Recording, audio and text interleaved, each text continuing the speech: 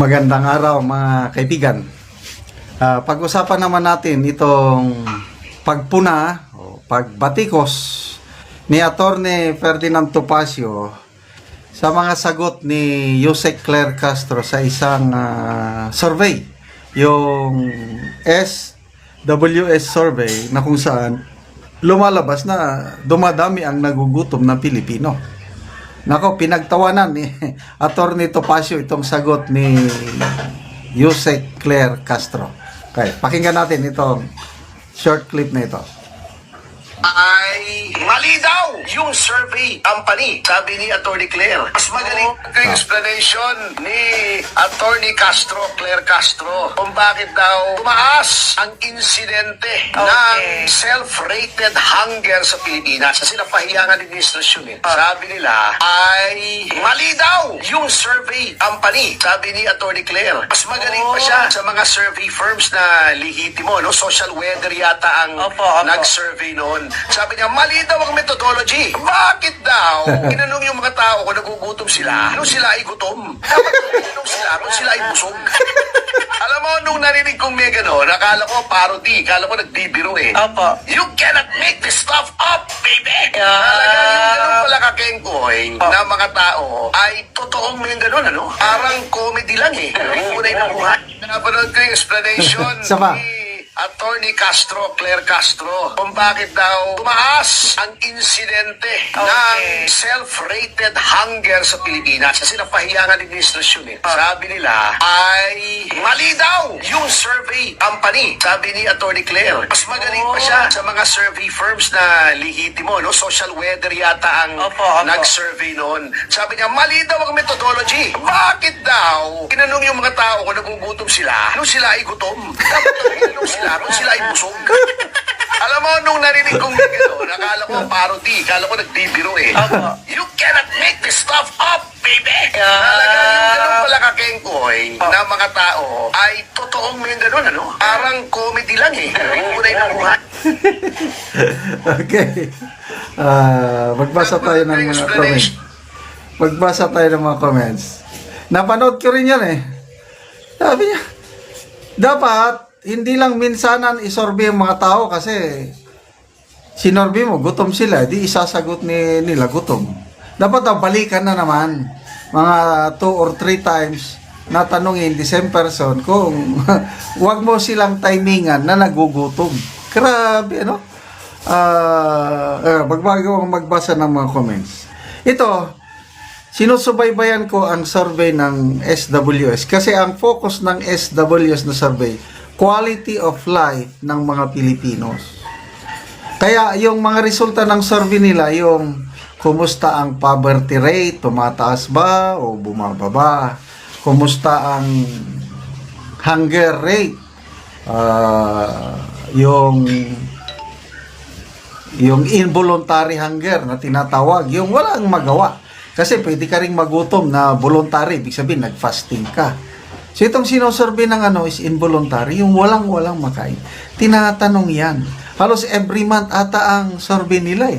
Tapos ang SWS, hindi ito binabayaran. Karamihan public service ang SWS. Although paminsan-minsan sa politiko, lalo na ngayong election, may nagbabayad, commission survey.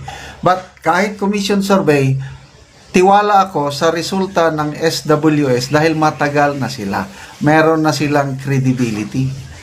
Tapos ganyan ka, isa kang abogada na ang trabaho mo is depensahan ang administrasyon. Tapos, i-question mo yung methodology ngayon. Now, huwag nyo silang interviewin kung gutom sila. Hindi naman ganun. Ang tanong, ganito yun ang tanong. Sa loob ng isang buwan, or sa loob ng 3 buwan, depende yung period covered sa survey, nakaranas ka ba ng involuntary hunger sa period na ito? Tinatanong yan eh. I don't know, January ba o February itong survey na ito? Example, February. Sa February, ilang beses kang nagutom na hindi sa kagustuhan mo dahil wala kang makain, ilang beses. Kaya ang mga respondents sumasagot doon na Wala, hindi ako nagutom. Pag siya, ay, nagutom ako ng 2 beses dahil wala kaming makain. Ganon yun.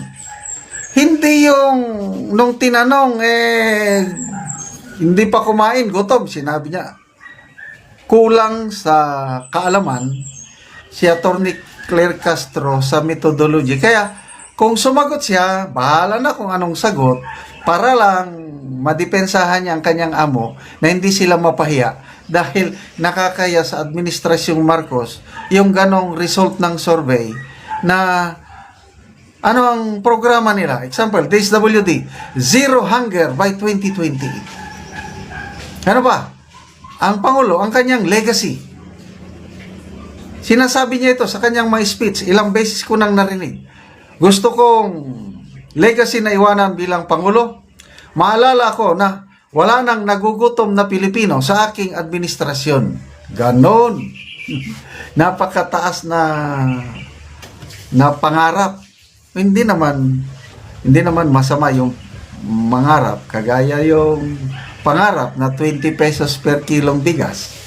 After 3 years, saka lang magkakatotoo sa Visayas. Kaya lang, artificial naman yung presyo. Hindi naman bumaba yung presyo ng bigas dahil sa galing ng Administrasyong Marcos Jr. Magbebenta sila ng bigas dahil isubsidize. Babayaran pa rin ng taong bayan yung isubsidi o iaabono dahil ang presyo ng bigas abnormal yung 20. So, balik tayo sa hunger. Ganon po yun. Kaya comedy talaga. Akala ni Yusek Castro, pag sumagot na siya ng ganon at nasagot niya, nailis niya, okay na. Lalo ngayon, pinagtatawa na.